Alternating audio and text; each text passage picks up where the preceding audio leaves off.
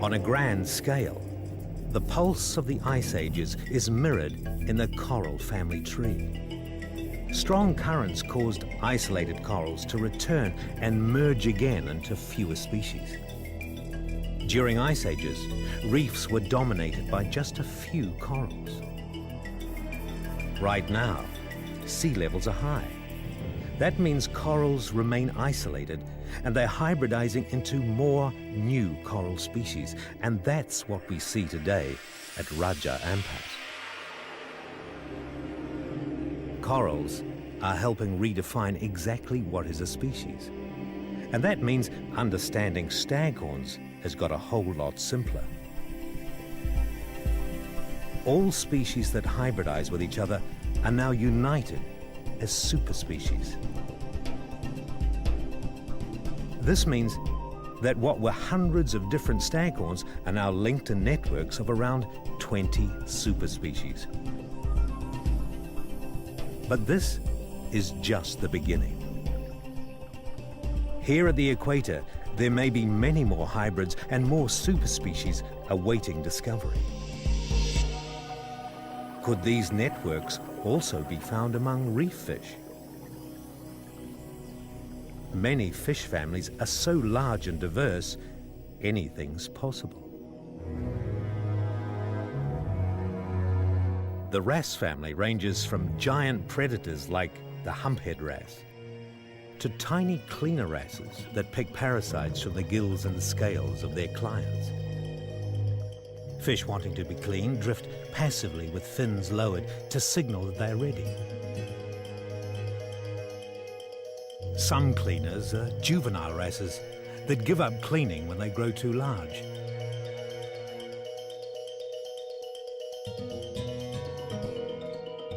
But there are many other jobs among the 185 species in this family.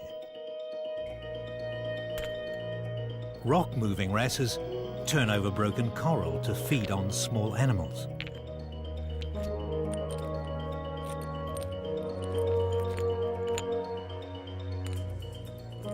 They're trailed by a yellow checkerboard wrasse, which specializes in claiming their leftovers.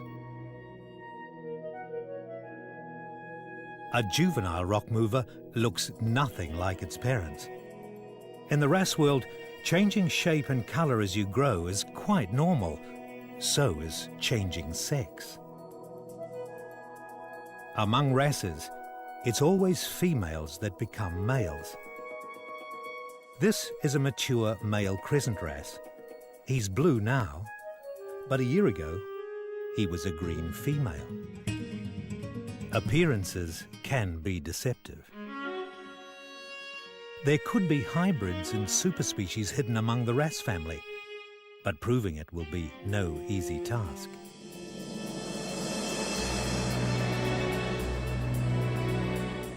When giant mantas come to the reef edge, adult crescent wrasses hurry out to meet them. These giants, up to 6 meters across, gather here to be cleaned of parasites. But the current is exceptionally strong, and some of the cleaning gang have difficulty catching up with their clients. It's most unusual to see fully grown wrasses reverting to the cleaning role of their youth, but a giant manta loaded with tasty parasites is an exceptionally large opportunity.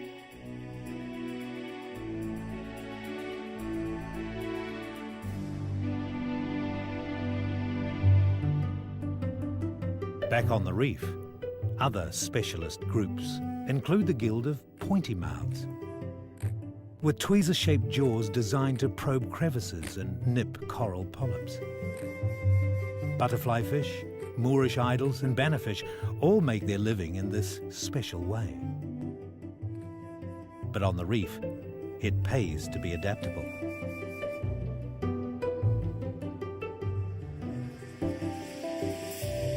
Many of these pointy mouths lead double lives beyond the reef.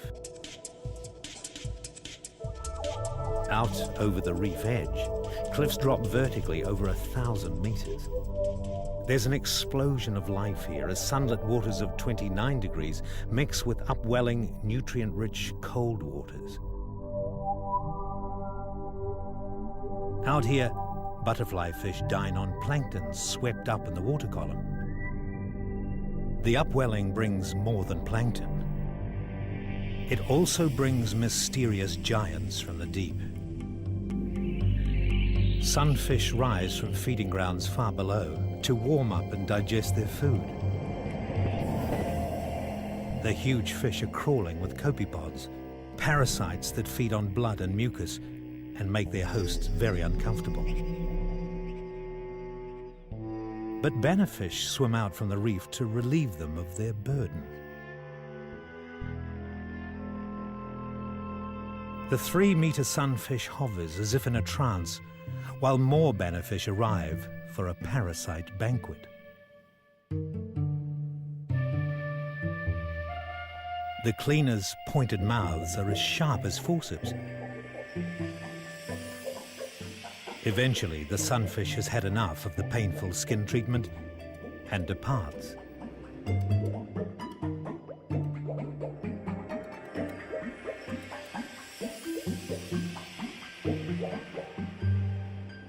One group of fish have an enormous impact on the reef itself, and far beyond it too.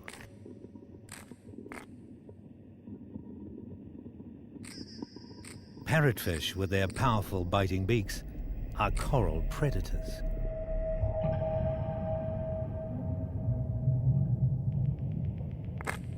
They grind up the coral skeletons with bony tooth plates in their throat to extract nutrients from polyps and algae. But all the ground-up coral has to go somewhere. Parrotfish convert coral into sand.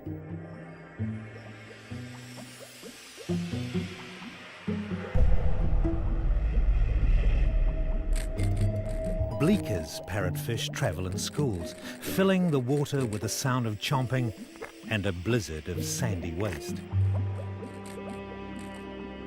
Huge bumphead parrotfish are the most prolific sand makers. Their beaks are powerful enough to attack massive Porites corals, leaving deep scars.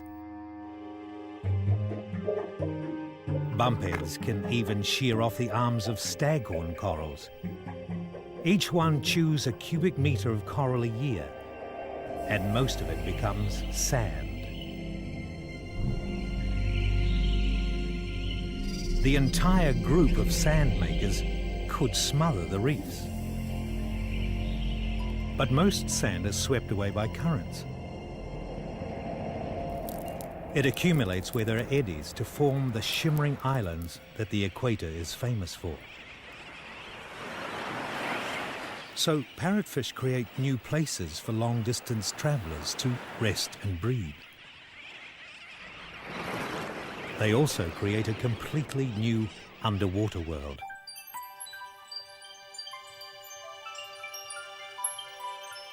Juvenile striped catfish seek food among the sand grains. They're protected by venomous spines, vital defense when feeding in the open.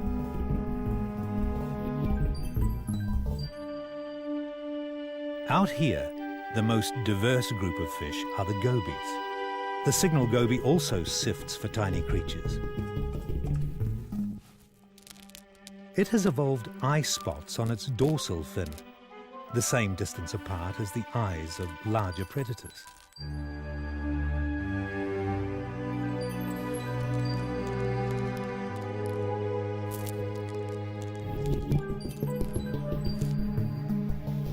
The open sand has few hiding places, so the mural goby has to dig to conceal itself. It works hard, but all the movement attracts a predator.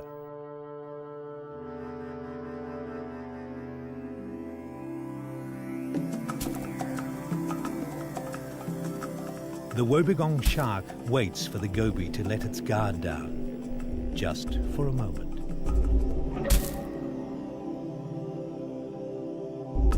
One way to defeat predators is to find an ally. Shrimps are tireless diggers, but they have poor eyesight, whereas gobies have excellent eyesight and can warn the shrimps when to hide.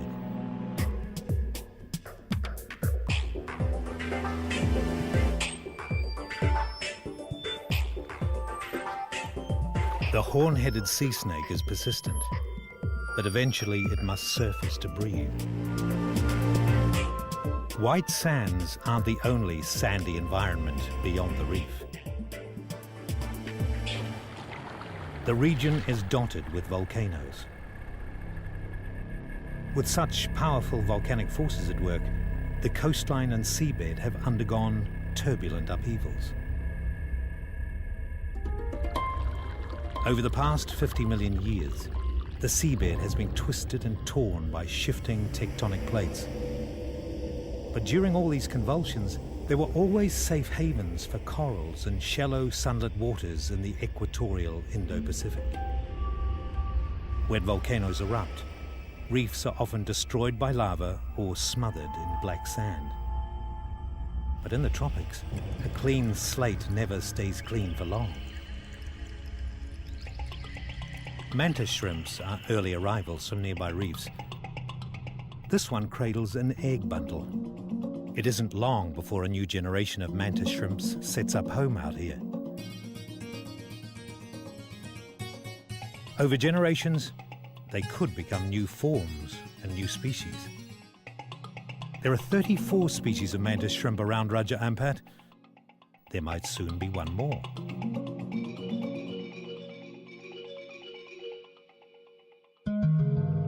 An emperor shrimp arrives as a hitchhiker on a sea cucumber. The shrimp picks spare food from the sea cucumber's feather mouth. Both animals are unpleasant to eat, so they're safe out on the bare sand. Strange new species of burrowing fish are being uncovered all the time. Some recent arrivals aren't camouflaged to match the black sand. Out here, just as on the reef, camouflage is the most obvious way of adapting to the new environment.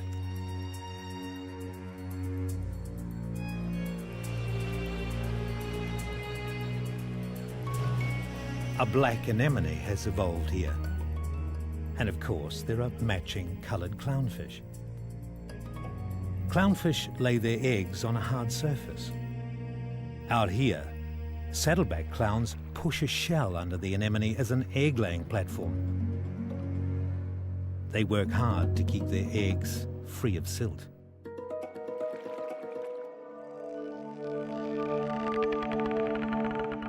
Trickery is rife on the black sand. Anglerfish use a lure, which is a modified dorsal fin, to attract fish to their last meal. Many anglerfish are impressive sponge mimics, until a yawn gives the game away. This one has evolved to match volcanic rock, but the same species looks just like a yellow sponge. With all these differences within one species, it's near impossible to work out who is related to who.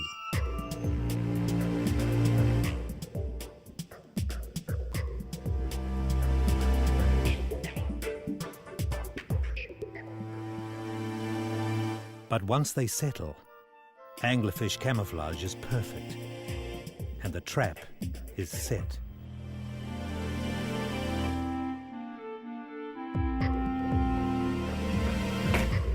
Some use the opposite strategy.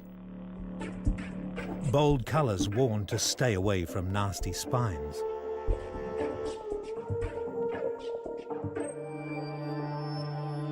Raja Ampat's mollusks are famous for their bright colours. Sea slugs have no protective shells, yet are not bothered by predators because they're very toxic. They absorb poisons from sponges, hydroids and other animals. There are more sea slugs in this region than anywhere else, and most advertise their toxicity with outrageous displays.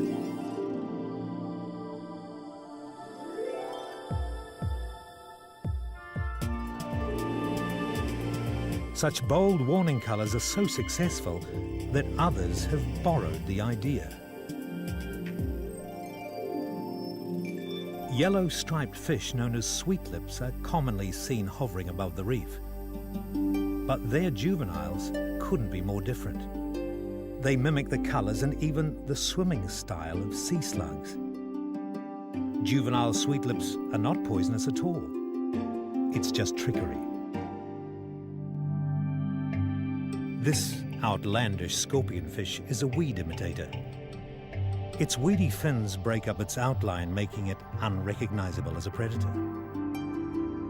Once again, in species-rich Raja Ampat, a winning adaptation leads to a whole array of other scorpionfish and lionfish evolving variations on the weedy theme. Perhaps this is another superspecies waiting to be discovered. The most astonishing mimics take on the appearance of dead leaves waving in the current, something no predator would look at.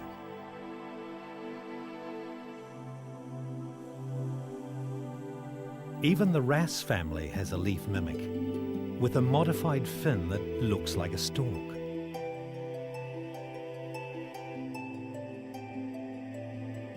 But the presence of leaf imitators means leaves, and the proximity of another great tropical habitat, mangroves.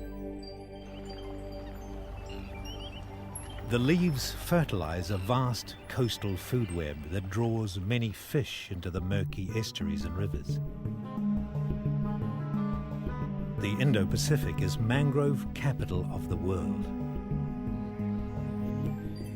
Under the equator's oppressive heat, over 50 species of mangrove trees colonize the border between land and sea. They dominate the tropical coastline where conditions are too silty for corals. It's been recently discovered that mangroves have hybrid forms. So perhaps there's a superspecies in their family tree as well. This murky world is the realm of a very successful goby. Mudskippers are fish out of water, absorbing oxygen through moisture trapped around their gills. When the tide drops, it slides on the mudflats and sucks up algae.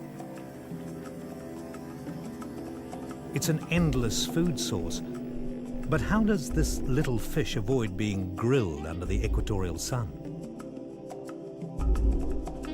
Now the goby digging skills are put to good use.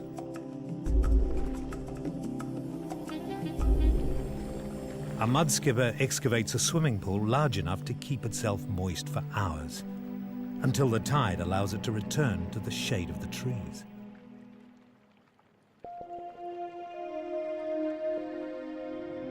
But Raja Ampat has mangroves that are special.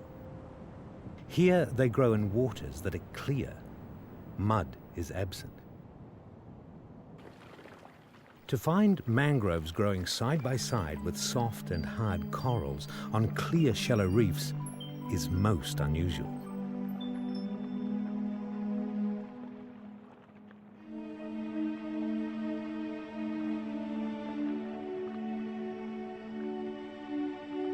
Familiar characters of the reef like clownfish, cleaner wrasses and crescent wrasses live alongside mangrove dwellers like half-beaks and archerfish.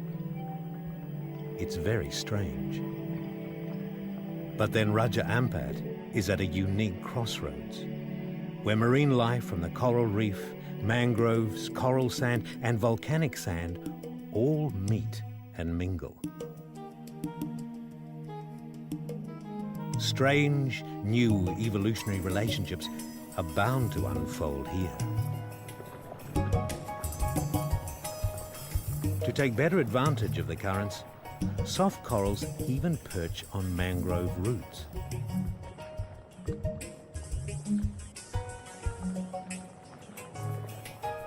But in the darkest tangle of the mangroves, there are no sun-loving corals. Here are found a family of fish so amazingly adaptable, they've matched virtually every environment Raja Ampat has to offer. Inside the mangroves, each cardinal fish species schools at different levels.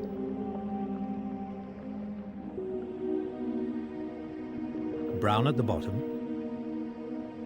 and orbicular cardinals near the surface. Cardinal fish are mouth brooders. The fathers constantly turn the eggs in their mouths until they're ready to be spat out, like these young. Their early lives are spent close to their parents, and they will never travel far from the mangroves.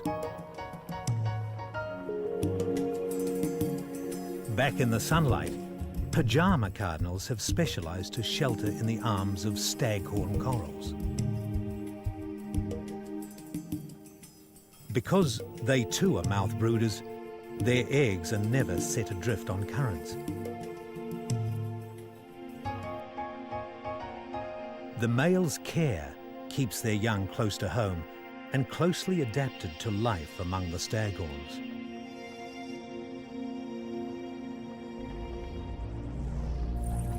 Just below the mangroves and coral gardens, cardinal fish have adapted to living with a surprising partner. Out on the sand, there are urchins. And living between their venomous spines are frost-finned cardinal fish. They travel everywhere the urchin travels. It's a good strategy.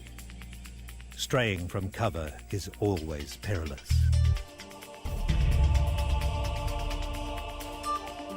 The most specialized of all are Bangai cardinal fish. They're the ultimate stay-at-homes found only around Bangai Island. They compete with clownfish for an unoccupied anemone, but the larger clowns soon expel them. And the cardinals are driven away from cover and into the path of a stonefish. It's all about survival of the fittest. And cardinal fish are real survivors. There are now 109 different species. Cardinal fish have been shaped by predation and competition and larger forces like changing climate and sea level. All of their new species have arisen through natural selection. Ideas of evolution by natural selection go back more than 150 years, to when Charles Darwin and Alfred Wallace studied the wealth of life around the equator. And scientists at the equator are still refining those ideas. The latest notion that some creatures interbreed, hybridize, and exist in networks or superspecies is another bold step forwards. Raja Ampat is right at the crossroads of current flow and gene flow around the equatorial oceans of the world. Of all the places to observe and study evolution in action, Raja Ampat's sun-drenched reefs of riches are the perfect biological laboratory. Who knows what may be discovered here in the future?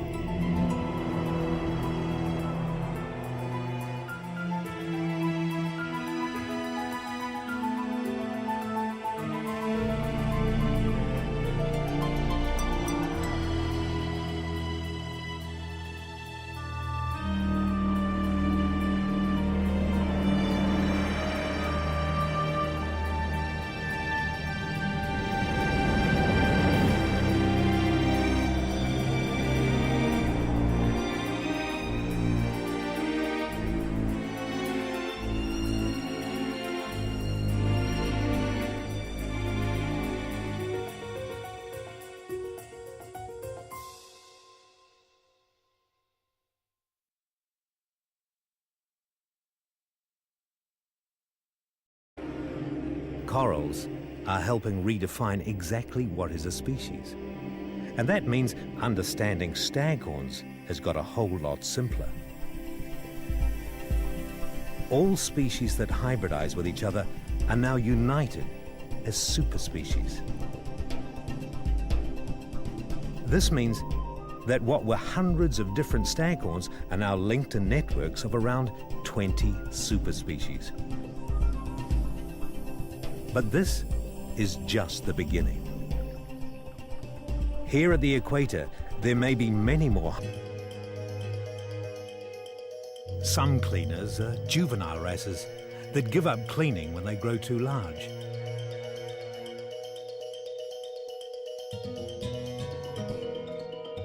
But there are many other jobs among the 185 species in this family. Rock-moving wrasses turn over broken coral to feed on small animals.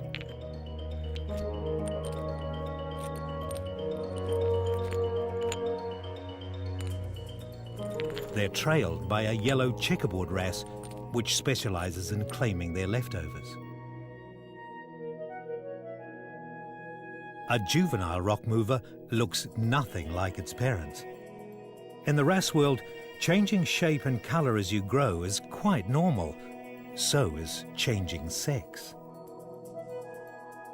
Among wrasses, it's always females that become males. This is a mature male crescent wrasse. He's blue now, but a year ago, he was a green female. Appearances can be deceptive. On a grand scale, the pulse of the ice ages is mirrored in the coral family tree. Strong currents caused isolated corals to return and merge again into fewer species. During ice ages, reefs were dominated by just a few corals. Right now, sea levels are high. That means corals remain isolated and they're hybridizing into more new coral species. And that's what we see today at Raja Ampat. Hybrids and more superspecies awaiting discovery. Could these networks also be found among reef fish? Many fish families are so large and diverse, anything's possible. The wrasse family ranges from giant predators like the humphead wrasse to tiny cleaner wrasses that pick parasites from the gills and scales of their clients. Fish wanting to be cleaned drift passively with fins lowered to signal that they're ready.